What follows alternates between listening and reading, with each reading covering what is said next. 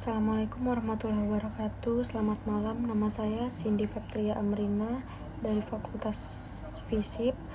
NIM saya 0449476615. Ini adalah tugas 1 logika. Dimana tugas 1 yang ada soalnya yang pertama, term pada hakikatnya terbagi menjadi banyak jenis. Sebut dan jelaskan 3 dari macam term tersebut dan juga sertakan contohnya. Jawabannya, yang pertama, 1. Macam-macam term dan logika. Dalam logika, term adalah bagian terkecil dari suatu proposi yang merujuk kepada objek, konsep, atau gagasan tertentu. Term biasanya berupa subjek atau predikat dalam suatu pernyataan. Term terbagi menjadi beberapa jenis, di antaranya yang pertama ada term umum atau general term. Term yang merujuk pada sekelompok objek atau konsep yang memiliki kesamaan sifat. Contohnya tuh mahasiswa.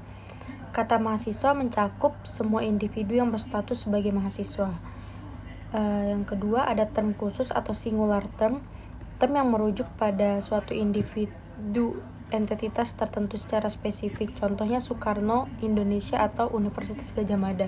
Kata Soekarno merujuk pada hanya satu orang, yaitu presiden pertama di Indonesia.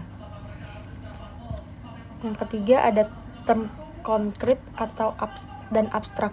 Term konkret merujuk pada objek nyata yang bisa ditangkap oleh panca indera, contoh buku, meja, dan manusia. Kalau term abstrak merujuk pada konsep atau kualitas yang tidak memiliki bentuk fisik, contohnya keadilan, keberanian, dan kesetiaan. Sumber referensinya dari Irwanto, D. 2017, Logika Praktis untuk Mahasiswa, Yogyakarta, Pustaka Belajar. Soal yang kedua, jelaskan dan berikan contoh sesat pikir atau logical fallacy dan bagaimana agar terhindar dari logika fallacy. Jawabannya, sesat pikir atau logical fallacy itu adalah kesalahan dalam berpikir dan berargumentasi yang tampak logis namun secara rasional tidak valid. Sering digunakan secara sadar dalam diskusi atau debat dan dapat menyesatkan penawaran. Contoh bentuk logical fallacy yang pertama adalah ad hominem, yang artinya menyerang pribadi lawan bicara bukan argumennya. Contoh, kamu tidak layak bicara soal ekonomi karena kamu bukan sarjana ekonomi. Argumen ditolak karena sumbernya bukan karena isi argumennya. Yang kedua ada strawman, menyalahartikan atau menyederhanakan argumen lawan agar lebih mudah diserang. Contoh,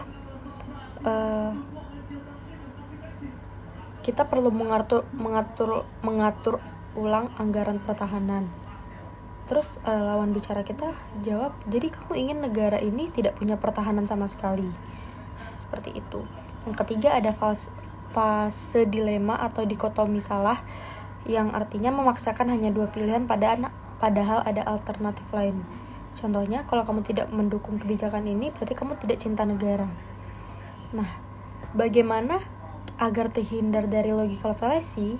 Yang pertama, ada pahami jenis-jenis sesat pikir yang umum agar bisa mengenalinya. Yang kedua, berpikir kritis dan objektif terhadap semua argumen, termasuk argumen sendiri. Yang ketiga, evaluasi argumen berdasarkan data, logika, bukan emosi atau prasangka. Yang keempat, fokus pada isi argumen, bukan menyerang pribadi lawan debat. Referensinya dari Copy Irving M. Cohen-Card 2005, Introduction to Logic, Person Education. Sekian jawaban dari saya. Selamat malam dan terima kasih. Assalamualaikum warahmatullahi wabarakatuh.